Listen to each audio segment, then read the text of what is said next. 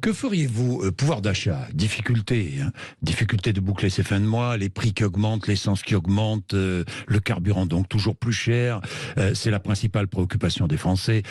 Que feriez-vous si vous étiez au pouvoir? Bloqueriez les prix des produits de première nécessité? Voilà, c'est comme ça que nous l'avons formulé. J'ai vu ça dans votre programme. Voilà. Ça coûte 20 milliards par an, au moins, mais ça coûte 20 milliards. Vous savez, il y a 180 milliards d'aides aux entreprises qui profitent surtout aux grands groupes qui font des bénéfices records, donc c'est des politiques publiques. Nous avons une situation exceptionnelle. De quoi il s'agit? Il s'agit, quand on dit bloquer les prix de première nécessité, comme ça que nous l'expliquons, on peut même avoir une réunion avec les différents préfets ou le gouvernement. Non, mais c'est la Corée du Nord, c'est la fin des libertés publiques. C'est pas la Corée du Nord. Non. C'est de l'économie, mais il faut l'assumer. Mais dans certains de nos départements d'outre-mer, c'est le cas. On peut avoir une réunion tranquille avec des acteurs. Qu'est-ce qu'un produit de première nécessité? Définissons-le. Toute une série de produits dans lesquels nous considérons, parce qu'ils sont de première nécessité, c'est pas du luxe, c'est pas le petit plus, eh bien, clac.